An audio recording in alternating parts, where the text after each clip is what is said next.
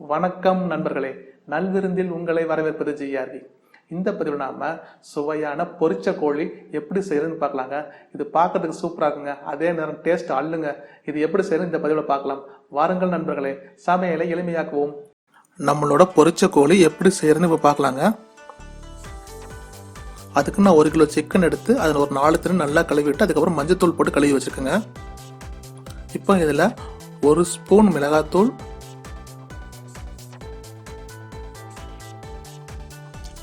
1 spoon chicken 65 தூள், 1 spoon chicken குழம்பு மிளகாத்தூள், 1 ஸ்பூன் இஞ்சி பூண்டு பேஸ்ட், 1/2 ஸ்பூன் சர்க்கரை, தேவையான அளவு உப்பு சேர்த்து நல்லா மிக்ஸ் பண்ணிக்கணுங்க. இதில் மிளகுத்தூள் 1 ஸ்பூன் சேர்த்துக்கிறோம். 1 எலுமிச்சை பழத்தை பிழிஞ்சு விட்டுக்கோங்க. இப்போ இதெல்லாம் நல்லா மிக்ஸ் பண்ணுங்க.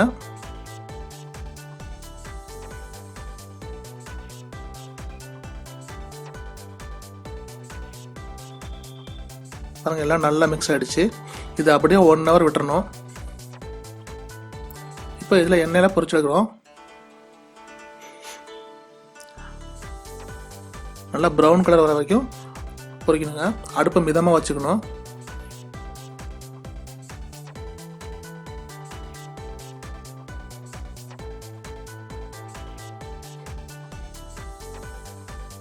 அடுப்பை ஹையாக வச்சோம்னா சீக்கிரம் கரிஞ்சு போயிடும். அதனால அடுப்பை மிதமாக வச்சுக்கோங்க.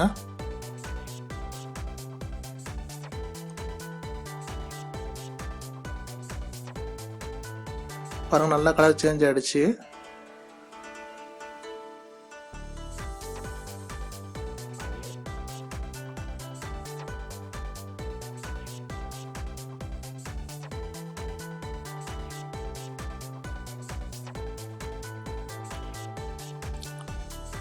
இப்போ சிக்கன் நல்லா வந்துருச்சு. நம்ம இதை மாற்றிடுவோம். இதே மாதிரி எல்லா சிக்கனையும் பொரிச்சு எடுத்துக்கணும். இந்த கலர் வரைக்கும் பொறுமையாக பொரிச்சு எடுக்கணும்.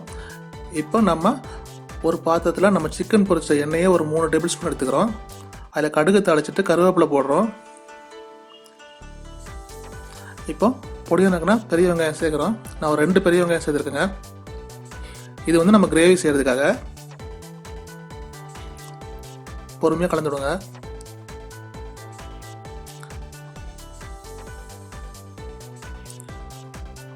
நம்ம இந்த கிரேவியை சிக்கன் பொரிச்ச எண்ணெய் யூஸ் பண்ணி தாங்க பண்ண போகிறோம்.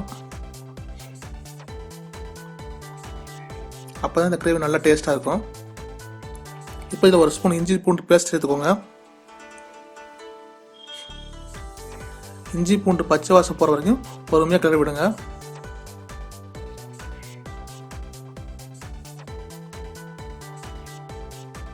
பாருங்கள், வெங்காயம் நல்லா வெந்துருச்சு.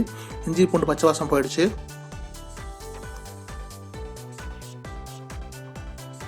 இப்போ இதில் 1 ஸ்பூன் மிளகாத்தூள், 1 ஸ்பூன் சிக்கன் 65 தூள்,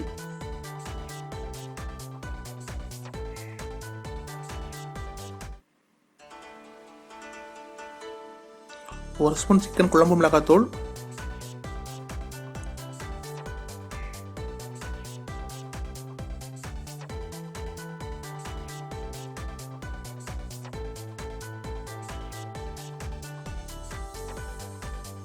1 மஞ்சத்தூள் சேர்த்துக்கோங்க.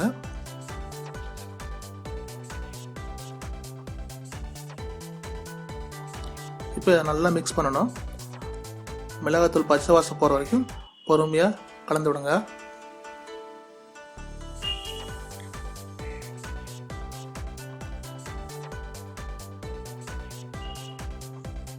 இப்போ எண்ணெய் அதிகமாக இருக்க மாதிரி தோணுங்க. ஆனால் கடைசியாக பார்த்தா எண்ணெய் இருக்காது, கரெக்டாக இருக்கும். இதில் 1 ஸ்பூன் மிளகுத்தூள் சேர்த்துக்கோங்க.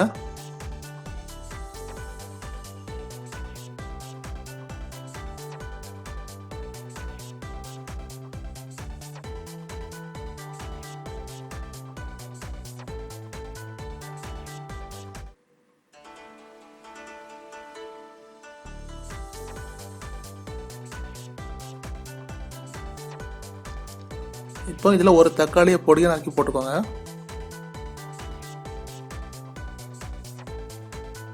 கருவேப்பிலை கொஞ்சம் சேர்த்துக்கோங்க.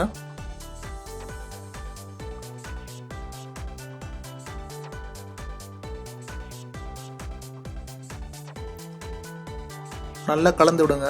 தக்காளி நல்லா மசியணும்.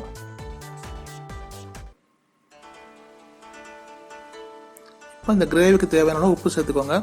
நம்ம ஏற்கனவே சிக்கனில் உப்பு சேர்த்துருக்கோம், அதனால இந்த கிரேவிக்கு தகுந்த மாதிரி உப்பு சேர்த்துக்கோங்க.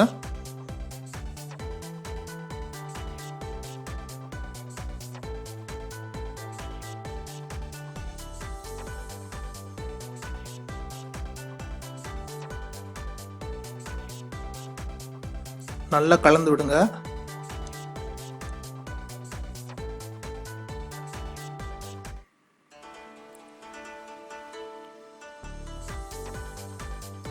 தக்காளி வெங்காயம் நல்லா மசிஞ்சிருச்சு பாருங்க. இப்போ நம்ம பொரிச்ச சிக்கனை இதில் சேர்க்க போகிறோம்.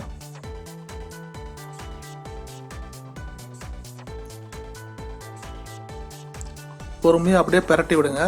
அந்த மசாலா சிக்கன் ஃபுல்லாக பரவணும், அதனால பொறுமையாக பிரட்டி விடுங்க. அப்படியே உள்ளேருந்து அப்படியே எடுத்து பிரட்டி விடுங்க.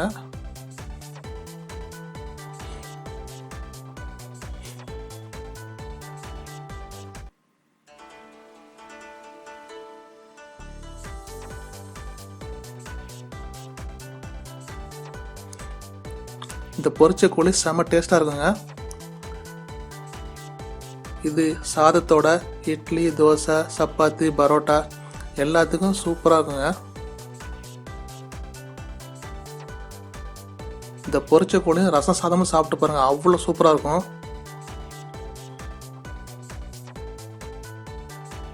இப்போ இதில் கொஞ்சமாக தண்ணி தெளித்து விட்டுக்கோங்க. அப்போ தான் சிக்கன் ரொம்ப சாஃப்டாக இருக்கும்.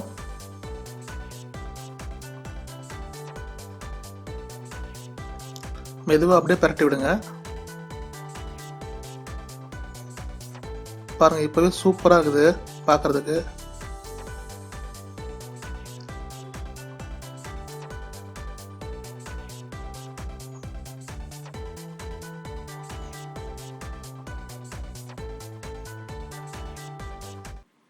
இப்போ இதை மூடி வச்சு 1 நிமிஷம் அப்படியே ஸ்லோ ஃப்ளேமில் விட்டுருங்க. நம்மளுடைய சுவையான பொரிச்ச கோழி தயாராகிடுச்சுங்க. பாருங்க எவ்வளோ அழகா இருக்குன்னு.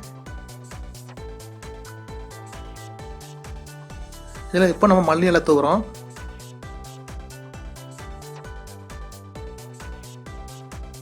இந்த சுவையான பொரிச்ச கோழியை செஞ்சு சாப்பிட்டு பார்த்துட்டு எப்படி இருக்குன்னு எனக்கு கமெண்ட்ஸில் சொல்லுங்கள். இதே போல் சுவையான உணவுடன் அடுத்த பதிவில் உங்களை சந்திக்கிறேங்க. வாழ்க வளமுடன்.